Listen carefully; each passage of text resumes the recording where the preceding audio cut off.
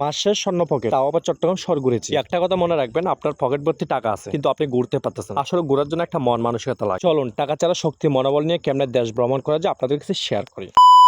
Hello everyone, আসসালামু আলাইকুম। New আনাদা ব্লগে সবাইকে জানাই সুস্বাগত। আজকে যাব আমি চট্টগ্রাম ফয়েজ লেক চিড়িয়াখানা। আর আমার সাথে আছে আমার খালামণি, খালাত্তো বোন, খালাত্তো ভাই এবং খালাত্তো বোন জমা। তাদের সবাইকে নিয়ে রওনা দিয়ে দিলাম। এই তো মেন রোডে এসে আমরা একটা বাসে উঠে গেলাম। আর এই বাসে করে আমরা আসলাম জিএসসি মোড়। এখন এখান থেকে একটা সিএনজি ভাড়া করে আমরা যাবো সরাসরি ফয়েজ লেক। তবে এখানকার রাস্তাটা এতটা সুন্দর যেটা আমি সরাসরি চোখে দেখতে পারলাম। জিএসসি মোড় থেকে ফয়েজ লেকের দূরত্ব ছিল আমাদের গাড়িটা মাত্র 15 মিনিট সময় লেগেছিল। এর মধ্যেই দেখতে পেলাম আমরা চট্টগ্রাম ওয়েলকাম ফয়েজ লেক। এখন আমরা এই গেট দিয়ে ভিতরে প্রবেশ করব। প্রথমবারের মতো আসলাম যে খুবই নার্ভাস হয়ে গেছি যে আমরা টিকিট কাউন্টার কোথায় পাবো বা কেমনে ঢুকবো। তো একজনের কাছ থেকে আমরা হেল্প নিলাম যে আমরা কিভাবে ঢুকতে পারি, কত টাকা করে টিকিট লাগবে। তো মাত্র 70 টাকার টিকিট কেটে আমরা ঢুকতে পারলাম চিড়িয়াখানাতে। আপনারা কি জানেন চট্টগ্রামের সব থেকে বড় চিড়িয়াখানা কোনটা? আমি বলে দিই, চট্টগ্রামের সব থেকে বড় চিড়িয়াখানা হলো ফয়েজ লেক। এই চিড়িয়াখানাতে আসলে দেখতে পারবেন বিভিন্ন ধরনের পশু প্রাণী এবং পাহাড়। যারা হচ্ছে এখানে আসেন নাই বা আসার জন্য পরিকল্পনা নিয়েছে, আমি বলবো যে আপনারা একবার হইলে এখানে আসলে বুঝতে পারবেন যে এখানে কি আছে। এখন লাস্ট কথা হলো, আমার জীবনটা আরেকটু সুন্দর হইতো যদি আপনারা আমার এই ভিডিওতে একটা সুন্দর করে